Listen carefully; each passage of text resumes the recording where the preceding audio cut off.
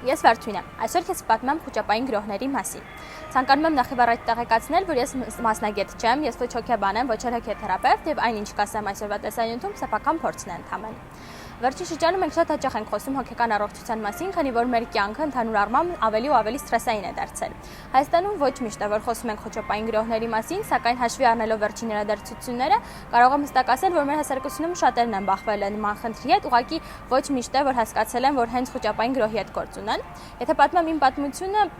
իմ առաջին գրոհները սկսվել են ավագ դպրոցից։ Սկզբնական շրջանում ես չէի հասկանում, թե ինչ է ինձ հետ կատարվում։ Ես ենթադրում եմ, որ դա դասեր են, սթրեսները ու երբ արձակուրդները կան, ամեն ինչ կկարգավորվի։ Սակայն երբ եկավ ամառը ու արձակուրդները, ոչինչ էլ չկարգավորվեց, ասեմ ավելի, նույնիսկ ամեն ինչ ավելի բարդացավ։ Ես երկար ժամանակ մնացի մտության մեջ իմ խնդրի հետ, մինչև այն պահը, երբ առաջին անգամ լսեցի խուճապային գրոհի մասին։ Խուճապային գրոհը դա ծանր անբացատրելի տագնապի նոպա է, որը ռուսերենում անվանում ենք պանիչիսկայա ատակա։ Ինձ մոտ դա դրսևորվում է շատ ուժեղ սրտխոփոցով, ես ունենում եմ շատ ուժեղ ցավեր սրտի շրջանում ու անհարմարություն։ Ես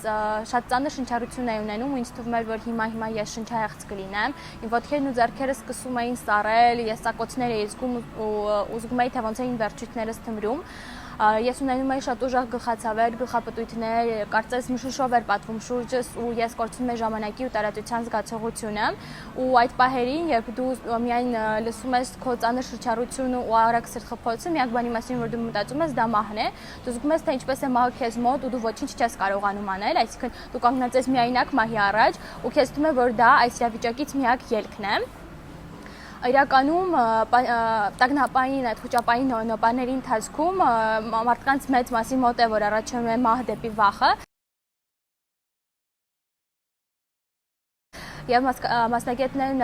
խոսում են նրա մասին, որ դա նորմալ է, սակայն պատմելով իմ պատմությունը ես ուզում եմ ասել, որ եթե քո մոտ էլ կա նման նոպաներ եւ դու զգում ես այն, որ ես եմ զգում, ցանկանում եմ ասել, որ դու մենակ չես։ Վիճակագրությունը ցույց է տալիս, որ աշխարհի բնակչության 40%-ի մոտ տագնապային որևէ խանգարում կա, որոնցից հենց մեկը խուճապային գրոհն է։ Ուզում եմ կիսվել քեզ հետ մի քանի խորհուրդներով, որոնք ինձ օգնել են թեթևացնել կամ հաղթահարել խուճապային գրոհները։ Դրանցից մեկը այն է, որ պետք է պատմես դրա մասին քո ընտանիքների անդամներից մեկին կամ քո ընկերներից մեկին, որի հետ դու շատ հաճախ ես հանդիպում եւ որպեսզի նրանցից մեկը կարողանա քեզ օգնել նոպայի ժամանակ։ Մի փոքրիկ վարժություն կա, որը կարող ես անել ինքդ, եթե խուճապային գրոհը քո մոտ շատ ծանր չի եւ դու որոշակի չափով կարողանում ես կառավարել ինքդ քեզ, կամ ամենաբացատրես քո ընկերոջը, որպեսզի նա օգնի քեզ գրոհի ժամանակ։ Շատ կարևոր է այդ պահերին մի քանի կարևոր հարցերի պատասխանել, պետք է նայես շուրջդ ու ասես 5 գիր, որը տեսնում ես այդ պահին,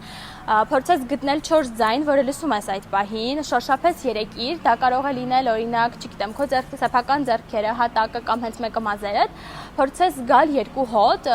ու նաև վերջում զգաս 1 համ, դա կարող է լինել օրինակ շրթներկը քո շուրթերին կամ հենց լեզվիդ համը։ Ինչքանով է այս օգնում այս վարժությունը տագնապային գրոհի ժամանակ, որովհետև երբ մարդու մոտ սկսում է խուճապային գրոհը, նա կարծես վերանում է այս աշխարհից, այսինքն նա ոտքերով չի զգում գետինը եւ երբ որ նայում է շուրջը, հետազոտում է, համ ու հոտ է զգում, նա վերադառնում է